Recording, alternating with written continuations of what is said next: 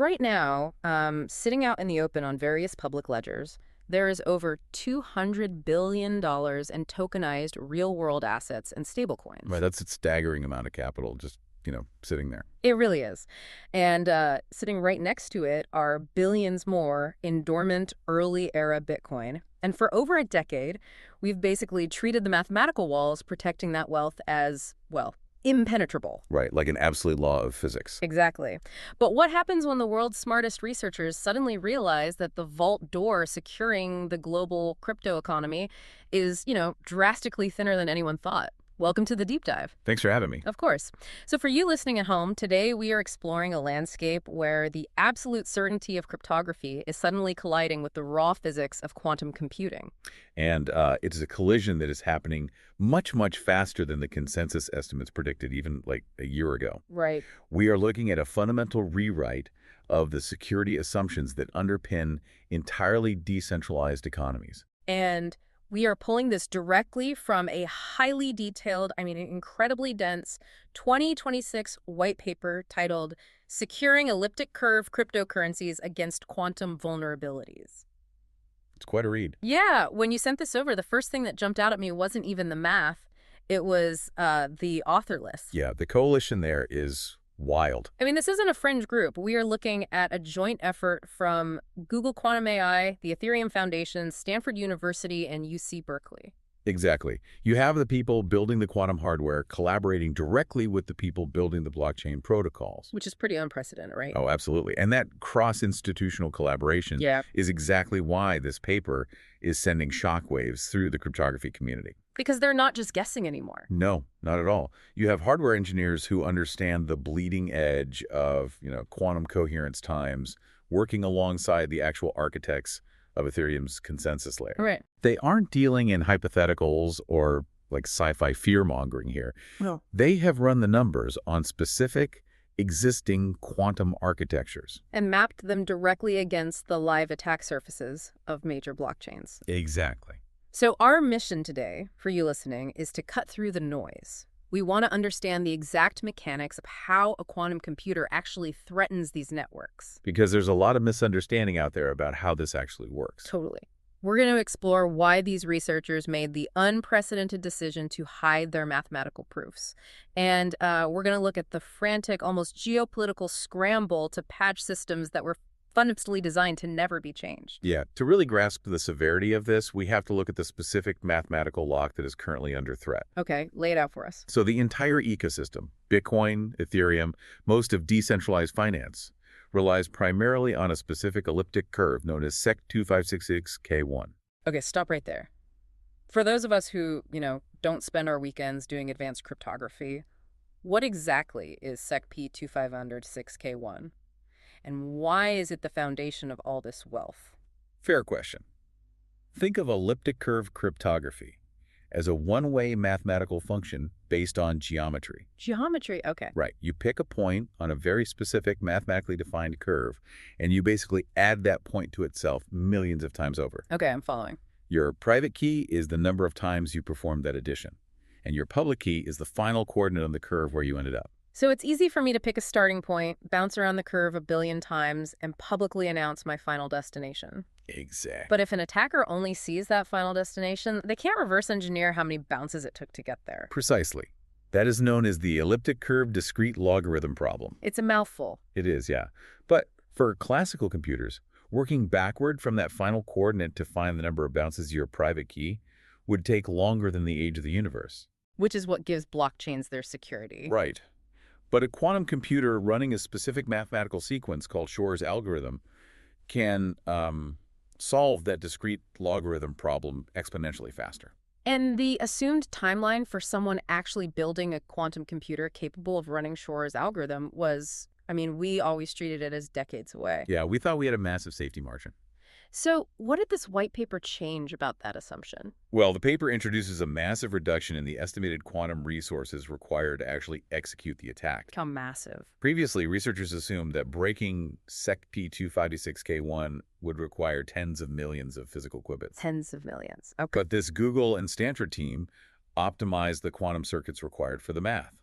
They found a way to execute the attack using just 1,200 logical qubits and 90 million Toffoli gates. Wow. Or, alternatively, they found another path using 1,450 logical qubits and 70 million Toffoli gates. I want to break down those terms because they are the crux of why this is so urgent.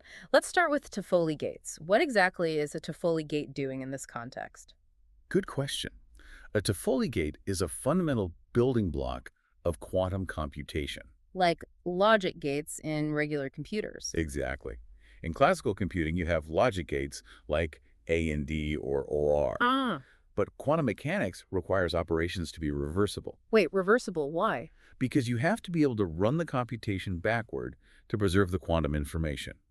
A Toffoli gate is a universal reversible logic gate. Okay, that makes sense. The catch, though, is that they are incredibly expensive to implement in a physical quantum computer. Expensive in terms of money. In terms of hardware resources, they require complex sequences of microwave pulses and introduce a lot of error. Ah, I see. So when the paper says they reduced the attack to 90 million Toffoli gates, they've essentially found a massive shortcut through the most resource-intensive part of the math. Exactly. They optimize the algorithm's depth, as we call it.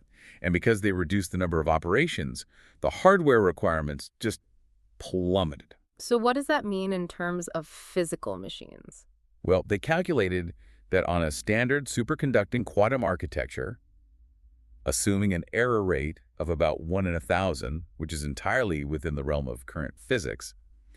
By the way, these circuits can be executed using fewer than 500,000 physical qubits. Less than 500,000 physical qubits. Yeah. That is a staggering drop from the tens of millions we used to talk about. The timeline didn't just shift. The finish line for building a cryptographically relevant quantum computer, or a CRQC, just sprinted toward us. It really did.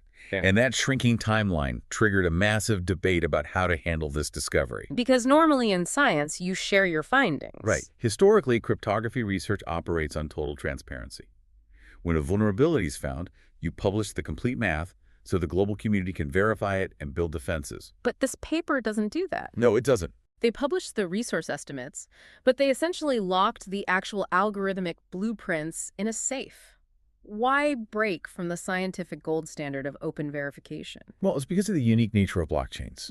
In traditional software, if you find a critical bug in a web server, you practice responsible disclosure. Right. You tell the company first. Exactly. You privately notify the software maintainers, give them, say, 90 days to release a patch, and then you publish your findings. But you can't just quietly push a security patch to a decentralized network like Bitcoin. Exactly. Upgrading the underlying cryptography of a blockchain requires a hard fork. Which is messy. Very messy. Requires public debate, massive coordination among thousands of independent node operators, and honestly, years of engineering. So they felt they couldn't risk the blueprints getting out. Right. The researchers concluded that we are simply too close to the hardware reality of a CRQC. So if they published the exact optimized circuits today? A well-funded adversarial actor, say, a nation-state intelligence agency or a highly sophisticated hacking syndicate could use those blueprints to accelerate their own hardware development. And weaponize the attack before the blockchains have time to migrate. Precisely. I understand the logic, but let me push back here for a second. The crypto ecosystem is notoriously cynical. Oh, absolutely. It literally thrives on the motto, don't trust, verify. So if this Google and Ethereum super team refuses to show the math, how do we know they aren't just bluffing? That's the first thing people asked. Right. How does the community know this isn't just manufactured panic or, FUD to push some alternative agenda? That is the exact skepticism the authors anticipated. And to solve it, they did something brilliantly modern. What did they do? They didn't just ask the community to trust them. They proved they possessed the working algorithm using a zero-knowledge proof, specifically utilizing a tool called the SP1ZKVM. Okay, I want to understand how this works mechanically. Zero-knowledge proofs often get explained with these overly simplistic analogies that honestly don't explain the actual computation. Right, the old Where's Waldo analogies. Exactly.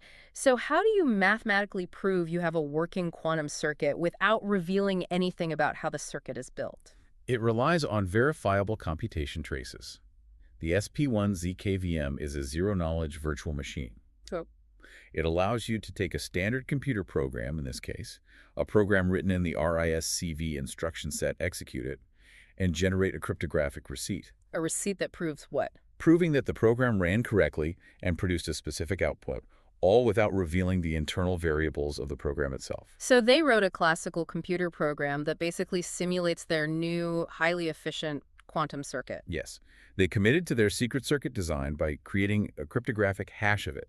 It's essentially a digital fingerprint that locks in their design. Then, inside this secure zero-knowledge environment, they fed the simulated circuit over 9,000 random elliptic curve public keys. And the program successfully derived the corresponding private keys. Yes, it did.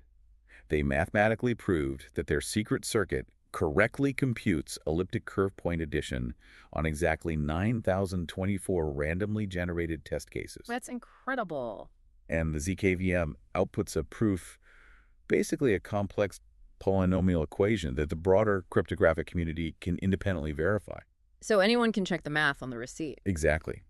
When other cryptographers check the proof, the math guarantees that the Google team truly possesses a circuit that meets the exact efficiency claims they published. That is fascinating. It's like proving you have the master key to a specific brand of safe by walking into a room with 9,000 locked safes and walking out with 9,000 specific items from inside them. And without ever letting anyone see the actual shape of the key. Right. And because of that proof, the community knows the threat is completely, undeniably real. It's not theoretical anymore. Which forces us to look really closely at the hardware race.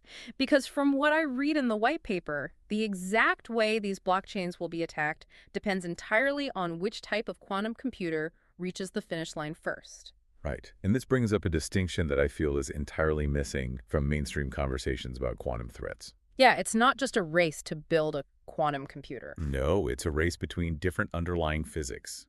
The white paper details the stark difference between fast clock and slow clock architectures. This distinction changes everything about the threat model, right? It really does. Yeah. When we talk about clock speed in quantum computers, we are talking about how fast the machine can execute a single basic operation, like that Toffoli gate we discussed earlier. So what constitutes a fast clock machine? Fast clock platforms are built on technologies like superconducting qubits, which is what Google and IBM use, or silicon spin qubits, or photonic system. Okay, so the big players. Yeah. In these architectures, the gate speeds and the necessary error correction cycles are incredibly fast.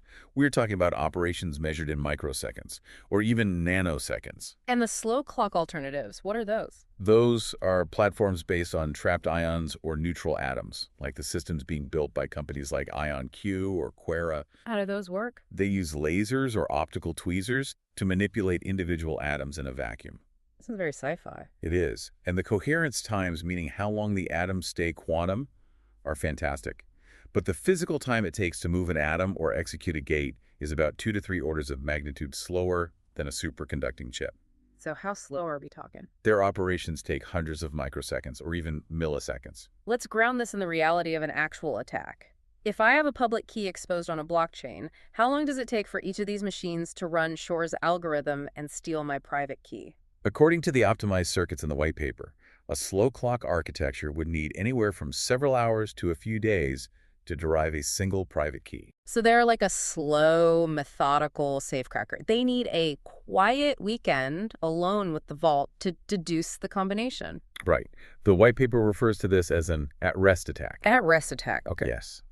If your funds are sitting dormant in an address where the public key is known, a slow clock machine can eventually break it. But a fast clock architecture is an entirely different beast. Completely different. Because of the rapid gate speeds, the researchers estimate a fast clock CRQC can execute the entire attack and crack an elliptic curve key in roughly 9 minutes. 9 minutes. Just 9 minutes. That's a speed demon safecracker who can figure out the combination while the vault door is actively swinging shut. That's a great way to put it. In blockchain terms, they aren't just attacking dormant wallets, they are attacking the transaction while it is in transit. Exactly. These are known as on-spend attacks.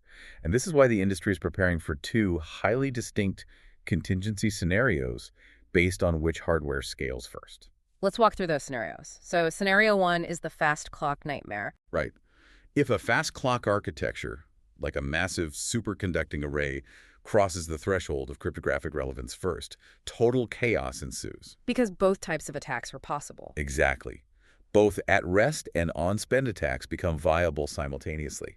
It means dormant funds are being drained at the exact same time that active everyday transactions are being intercepted mid-flight. And scenario 2. Scenario 2 is if the slow clock architectures win the hardware race. In this world, the at-rest attacks begin immediately. So the dormant wallets get hit first. Right. The attackers will start siphoning funds from dormant, exposed wallets. But active network participants who are sending transactions have a window of relative safety. Because of the time limit. Exactly. Because the slow clock machine takes days to run the algorithm, it physically cannot crack a key fast enough to intercept a transaction before the blockchain finalizes it. But the very existence of scenario 1, the fact that a fast clock machine can crack a key in 9 minutes, means we have to look incredibly closely at how long a transaction actually sits exposed on these networks. Yes, we do. Because 9 minutes sounds fast, but in the context of network consensus, it's an eternity. Especially for Bitcoin. Right. Let's look at Bitcoin specifically. To understand Bitcoin's vulnerability, we have to look at its fundamental accounting structure. Bitcoin doesn't use a standard account model like your checking account at a bank. Right. It uses something called unspent transaction outputs, or UTXOs. Okay, the UTXO model. So instead of a ledger saying account A has 5 Bitcoin, the ledger is a collection of individual unspent chunks of Bitcoin, and each one is locked with a specific cryptographic script. Exactly. When you want to send Bitcoin, you aren't deducting from a balance. You are providing an unlocking script, your cryptographic signature, to open an existing UTXO. And then what? And then you are creating a new UTXO locked to the recipient's public key. The crucial vulnerability lies in exactly when and how your public key is revealed to the world during that process. The white paper explicitly categorizes the risk based on address types, right? It does. And it highlights that certain formats are immediately vulnerable to those at-rest attacks we just talked about. They call them weak addresses. Yes. The most obvious weak addresses are the legacy pay-to-public key, or P2PK formats. How do those work? Well, in the very early days of Bitcoin, the software simply placed the raw, unhashed public key directly onto the blockchain the moment someone sent funds to you. So if I own one of those early P2PK wallets, my public key has literally been sitting out in the open for a decade. Yep. A quantum computer, fast or slow, can just look at the ledger, grab my public key, run Shor's algorithm, and take my Bitcoin. Just scoop it right up. Precisely. And ironically, the newest major upgrade to Bitcoin, the Taproot upgrade, reintroduced a similar vulnerability. Wait, really? The newest upgrade? Yeah, pay-to-taproot, or PTTR addresses, also expose the public key directly on the blockchain to optimize for complex smart contracts and lower fees. So they basically traded quantum obscurity for immediate efficiency. That's exactly what they did. That seems like a massive oversight, to be honest. But I know the vast majority of modern Bitcoin addresses don't do this.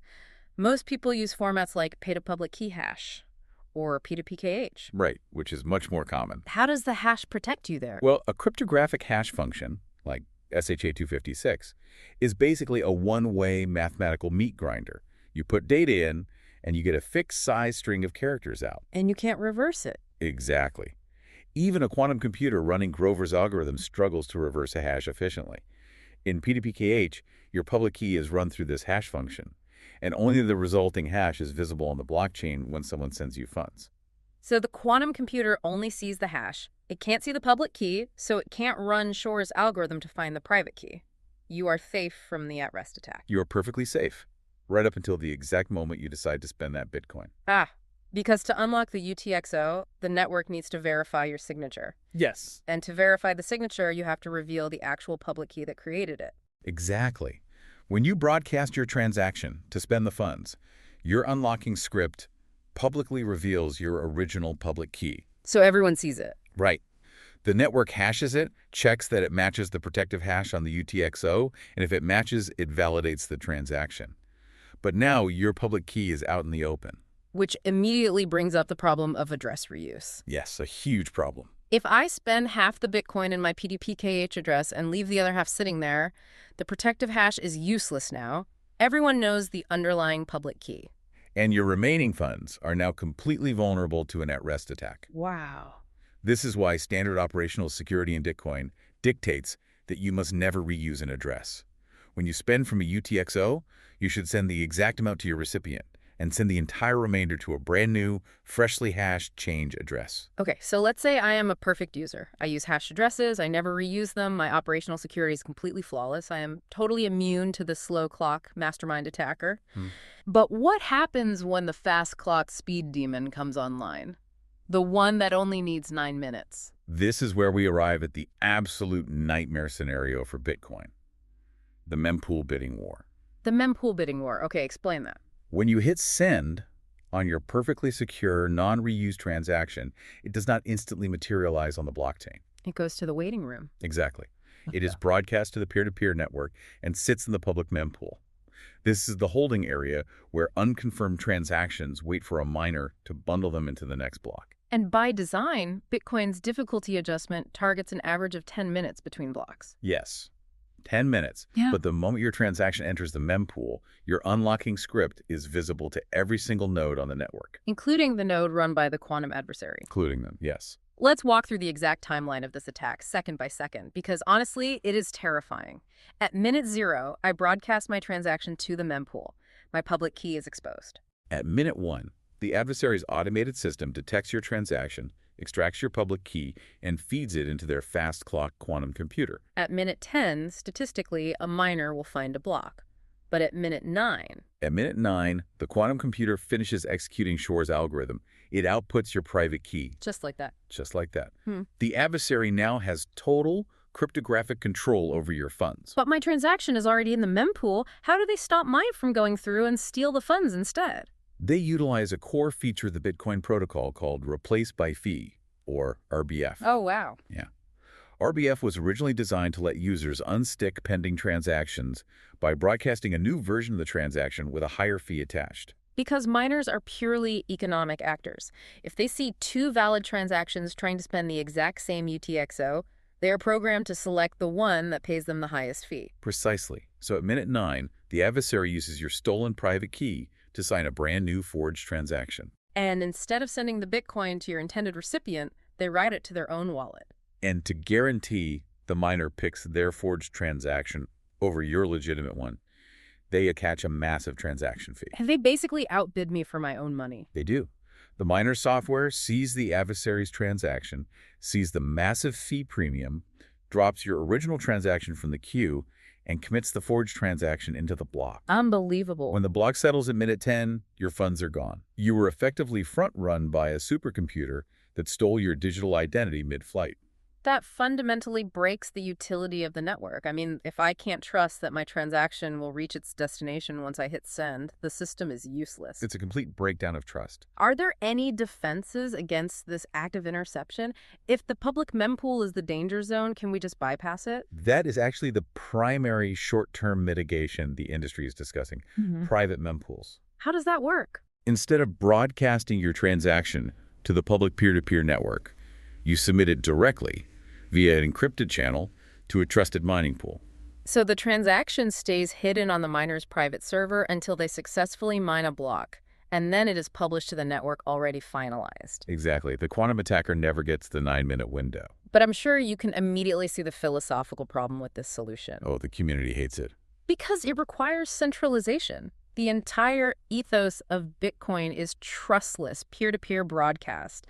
If I have to establish a trusted, encrypted relationship with a massive, centralized mining cartel just to send a secure transaction, we've essentially reinvented the banking system we were trying to replace. It is a massive regression in decentralization, no doubt.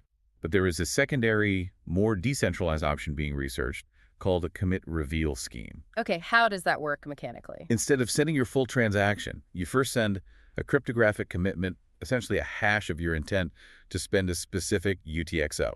And this commitment doesn't reveal your public key. No, it doesn't.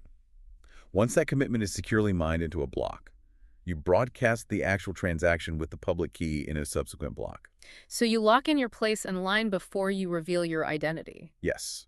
By the time the quantum attacker sees your public key and derives your private key, they can't front-run you, because the network has already formally recognized your initial commitment as the only valid path forward for that UTXO. That sounds like a solid technical fix, actually. It is, but it doubles the time it takes to settle a transaction, and it doubles the block space required. Which would cause gas fees and network congestion to explode. Yeah, it is a profound trade-off between security and efficiency.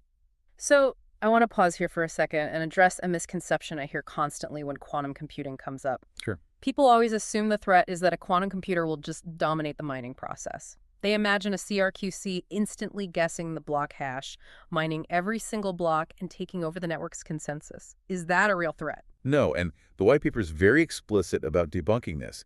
It comes down to the different types of math involved. Okay, explain that. Deriving a private key relies on breaking elliptic curves, which Shor's algorithm handles exponentially faster. But mining relies on hash functions, specifically SHA-256. And you mentioned earlier that hashes are highly resistant to quantum algorithms. They are. The best quantum algorithm for breaking a hash is called Grover's algorithm. Right. Now, Grover's does offer a theoretical speedup. It reduces the search space by a square root. But a quantum computer executing Grover's algorithm has massive constant factor overheads. Meaning the physical time and energy required to run the complex quantum gates is huge compared to a classical computer. Exactly. A classical ASIC miner, an application-specific integrated circuit, is a piece of silicon hyper-optimized to do nothing but run SHA-256 hashes billions of times a second. They're purpose-built for it. Completely. Even with the theoretical advantage of Grover's algorithm, the actual clock speed of a physical quantum computer is simply too slow to compete. So classical miners are safe. Yeah, classical ASIC miners will outpace quantum computers at hashing for decades to come. The threat is not to the mining factory. The threat is entirely to the cryptographic signatures acting as the vault doors. Okay, so Bitcoin's core consensus survives, but the user funds are vulnerable. But if Bitcoin, which is relatively simple and deliberately constrained, is facing these complex attack vectors, what on earth happens to Ethereum? Oh boy. I mean, Ethereum isn't just a ledger, it's a globally distributed, highly expressive, stateful virtual machine. The attack surface on Ethereum is vastly more complex and, frankly, much more terrifying. The white paper breaks Ethereum's vulnerabilities down into several distinct categories: account, admin, code, consensus, and data availability vulnerabilities. Let's start with the account vulnerability, because Ethereum handles balances very differently than Bitcoin. There are no UTXOs. Right.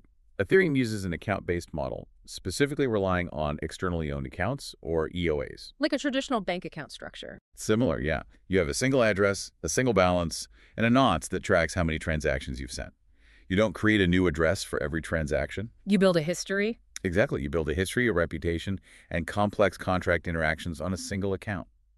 But the underlying cryptography is still the same SecP256K1 curve, right? It is. So the moment I send my very first transaction from my Ethereum wallet, my public key is broadcast to the network. And unlike Bitcoin, where you can move the remainder of your funds to a new hashed address, your Ethereum account state is static.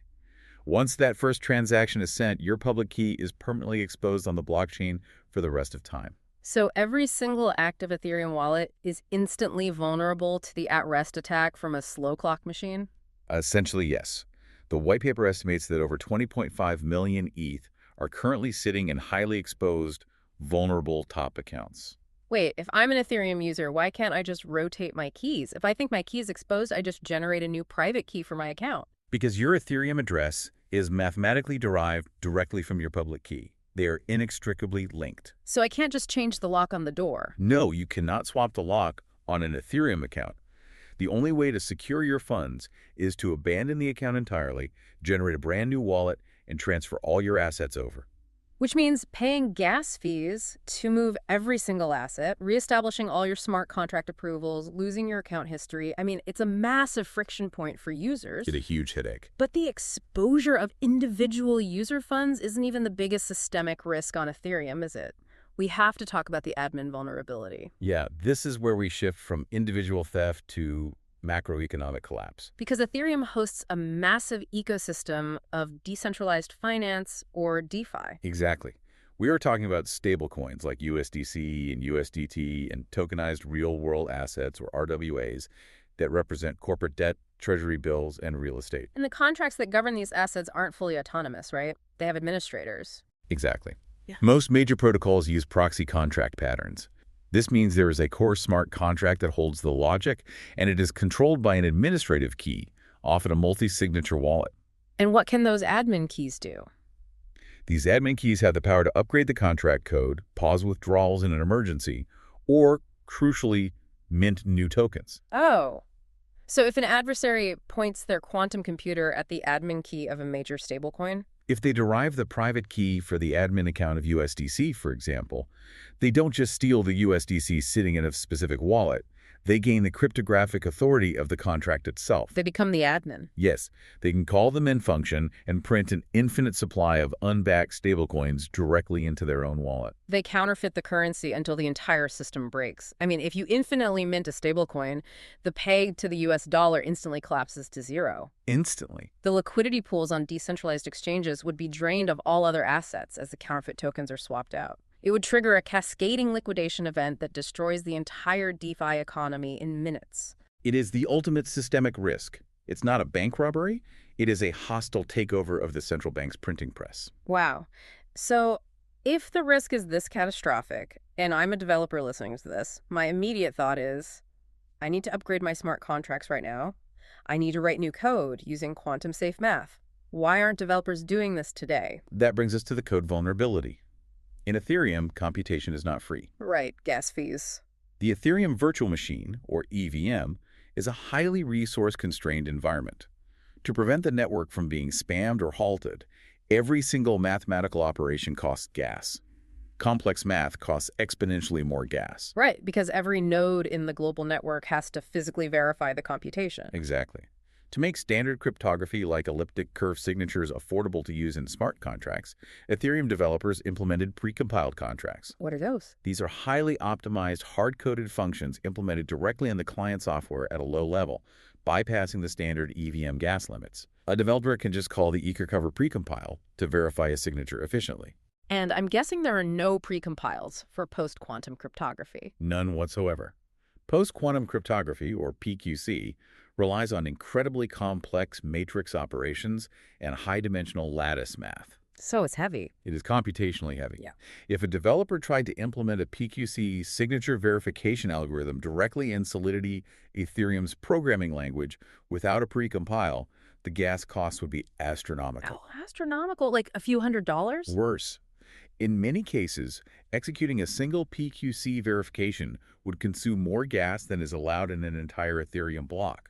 The transaction would simply fail. It wouldn't even process. Right.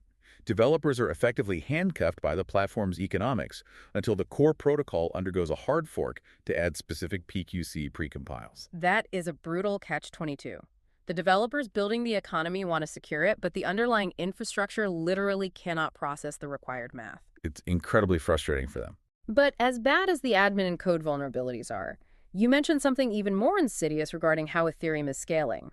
You called it an on-setup attack involving data availability. Yeah, this is perhaps the most esoteric yet permanent threat outlined in the white paper. Walk us through it. To handle high transaction volumes, Ethereum utilizes Layer 2 scaling solutions rollups.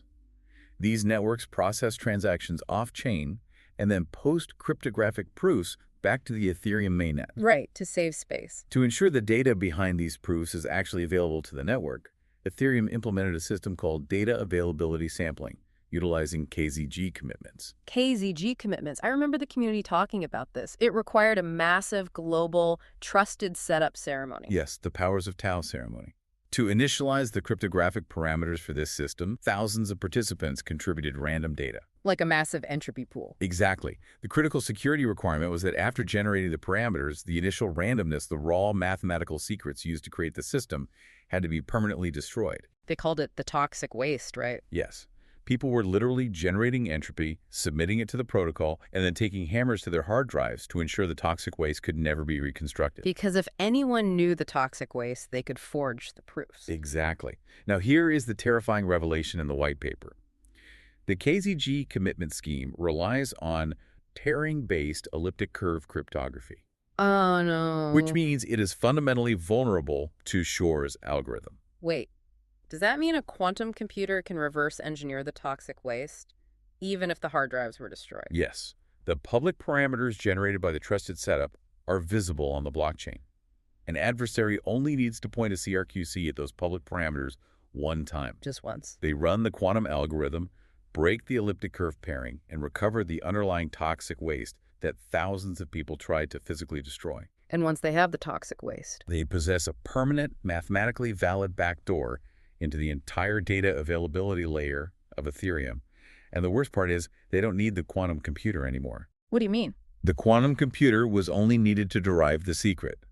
Once they have the toxic waste, the math to generate fake proofs is completely classical. So they don't need the supercomputer anymore. No, they can sit in a coffee shop with a standard MacBook and forge data availability commitments indefinitely. They can stall roll-up networks, execute massive ransom attacks by hiding state data, or trick mainnet validators into accepting invalid Layer 2 states. It's the ultimate skeleton key. It really is. One single quantum breach breaks the architecture permanently for everyone without anyone even knowing it happened until the false proofs start flying. Which is a nightmare scenario. It is incredibly clear that the current cryptographic foundations are entirely unsustainable. We cannot just patch this. We have to migrate the entire system. Which brings us to the logistics of the solution, the post-quantum migration nightmare. Well, the silver lining in all of this is that the mathematical solutions actually do exist. Okay, good news for once. Yeah, cryptographers have been anticipating this for years. The National Institute of Standards and Technology, NIST, has already standardized robust post-quantum cryptographic algorithms, primarily based on lattice cryptography. And these are ready to go. Algorithms like MLDSA and Falcon signatures are mature and ready for deployment.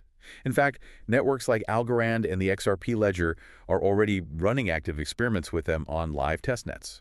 Okay, so if the math is ready and it works, why is the white paper calling the migration a nightmare? What is the engineering catch? The catch is the sheer physical size of the data. The size. Yeah.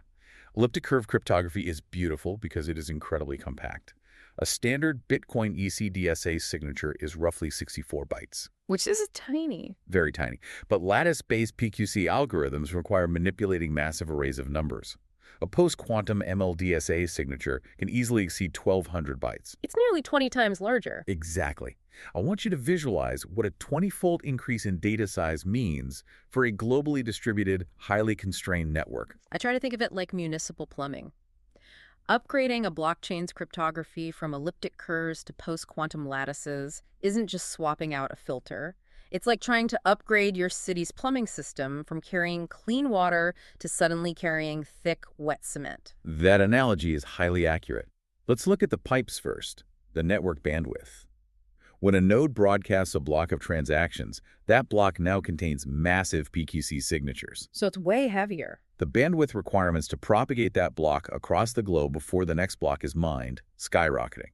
Slower nodes, or nodes in regions with poor internet infrastructure, will simply fall out of sync. And then you have the reservoirs, the storage constraints. Every single full node on the network has to store the entire history of the blockchain. If every signature is suddenly 20 times larger, the state bloat becomes exponential. The hard drive requirements to run a node will quickly price out individual hobbyists. And finally, the pumps, the computational processing power. Right. Verifying a lattice signature takes more CPU cycles than verifying an elliptic curve point. Node operators will need enterprise-grade hardware just to keep up with the validation queue. Which fundamentally attacks the core philosophy of networks like Bitcoin.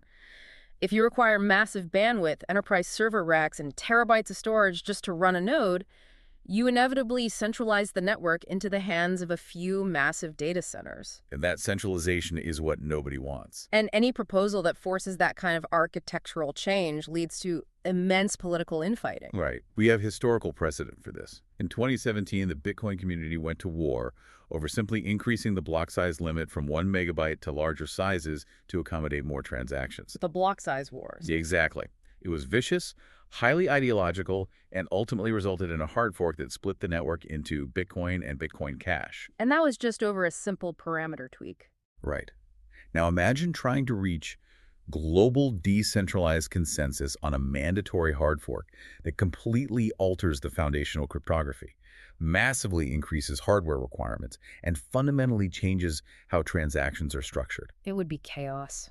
The engineering solution is clear, but the social consensus required to execute a hard fork might take years to achieve. And if the fast clock quantum architectures arrive before that social consensus is reached, the network burns. Basically. But even if we assume the best case scenario, even if the community aligns, the code is merged, the hard fork executes flawlessly, and everyone with active keys migrates to the new post-quantum addresses, there is still a massive, unresolved crisis. The dormant assets. Yes. What happens to the money that cannot migrate? This is the ghost in the machine.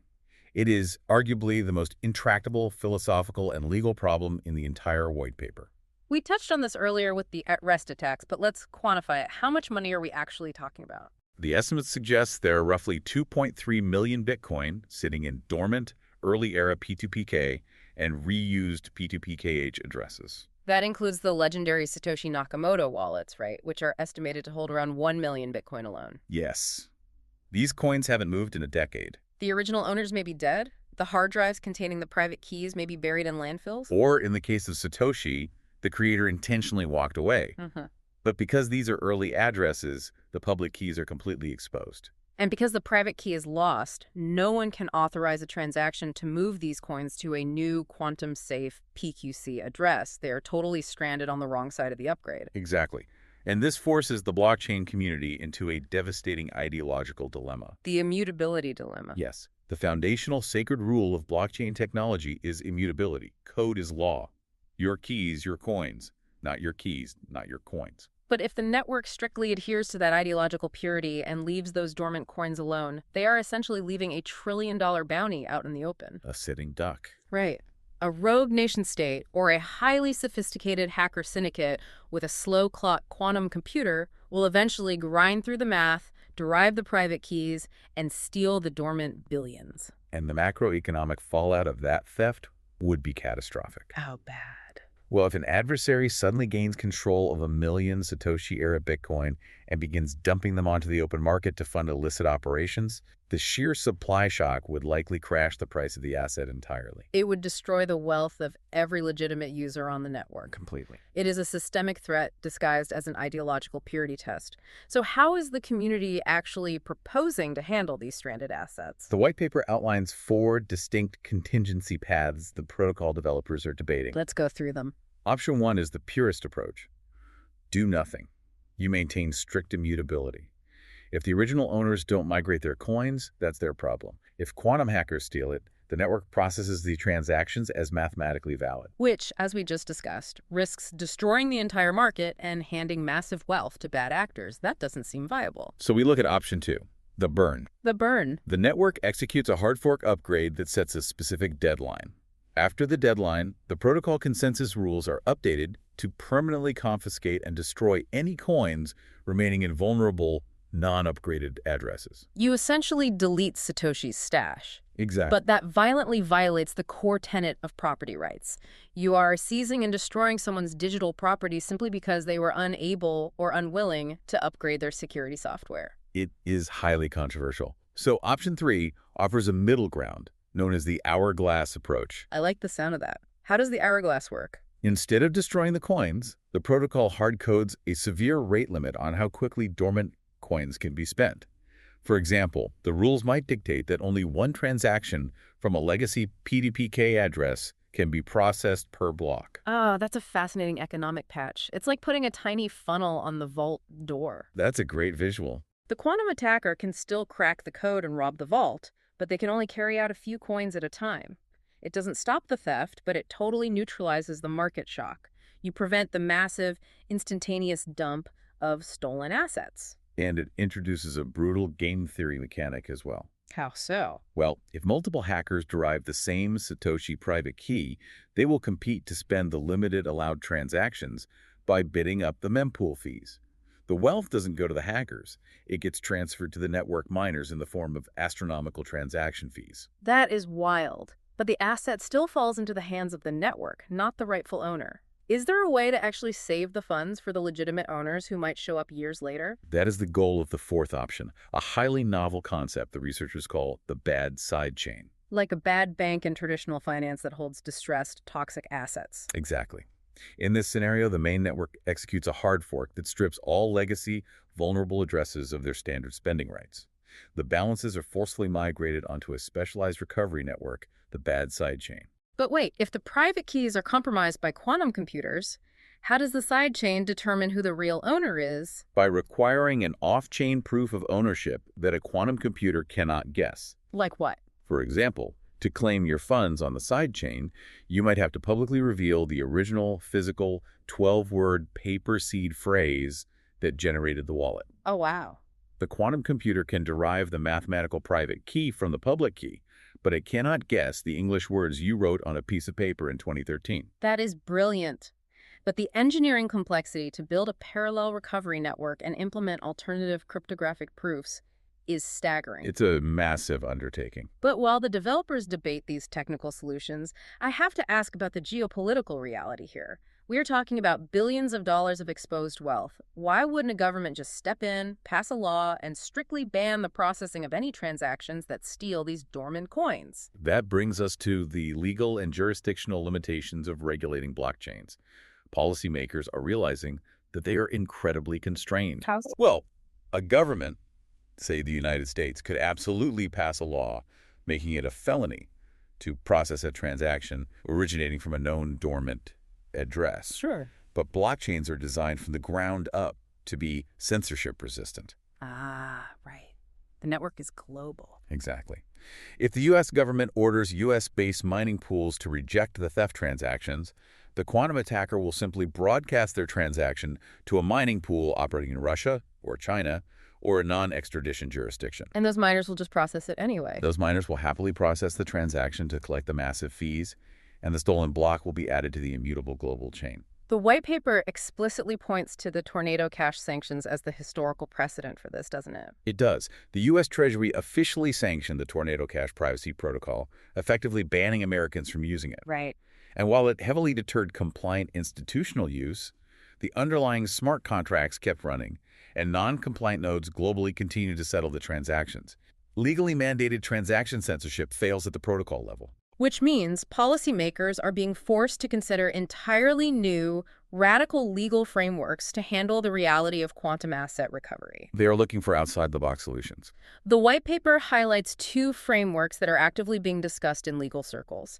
The first is the concept of digital salvage. Yeah, digital salvage. You mean treating abandoned Bitcoin the same way maritime law treats a sunken Spanish galleon full of gold at the bottom of the ocean? Precisely. Under standard property law, there is a concept called the doctrine of lashes, or laws like the Revised Uniform Unclaimed Property Act, or UUPA. Okay, and what do those say? If property is definitively abandoned for a specific period of time, the state can take custody of it. So how does that apply to a quantum computer? Legal theorists argue that if a wallet hasn't moved in a decade and the original owner is presumed dead or has legally abandoned the asset, the state could license heavily regulated private entities to use their own state-sponsored quantum computers to salvage the lost Bitcoin. That is absolutely mind-blowing. Legalized quantum treasure hunting sanctioned by the state. The state takes legal custody of the salvaged assets, the salvaging company gets a percentage cut of the recovered wealth, and the capital is integrated back into the taxable economy, rather than sitting in the dark, waiting to fund a rogue state's weapons program. Which leads directly into the second, much darker legal framework, the national security response. Yes. Governments are acutely aware of the macroeconomic power of these dormant assets. If a hostile adversary secures 1 million Bitcoin, they gain immense financial leverage that circumvents all traditional banking sanctions. So governments might not wait for maritime salvage laws. They might view the dormant Bitcoin as a critical national security threat. And the logical conclusion of that threat assessment is a preemptive cyber arms race. A preemptive strike. Nation-states may race to rapidly deploy their own highly classified CRQCs to actively seize the Satoshi wallets and other dormant funds before their geopolitical adversaries can reach them. It becomes a shadow war fought over cryptographic curves. A literal state-sponsored heist of the foundational digital currency, justified as national defense. It's almost hard to wrap your head around. Let's zoom out and try to summarize the sheer scale of what we've unpacked in this deep dive, because the implications are really staggering. We have covered immense, highly technical ground today. We definitely have. We started by exploring the secret math of superconducting qubits and Toffoli gates, revealing that the threat isn't decades away, but rapidly approaching, backed by zero-knowledge proofs from the world's leading researchers. We looked at the terrifying physics of the fast clock architectures and how a 9-minute execution window fundamentally breaks the Bitcoin mempool, enabling sophisticated replace-by-fee bidding wars where your own transaction is intercepted mid-flight. We analyzed the deep systemic vulnerabilities embedded in Ethereum's architecture, from the 20 million ETH permanently exposed and static externally owned accounts to the existential threat of admin keys being hijacked to infinitely mint stablecoins, crashing the entire DeFi economy.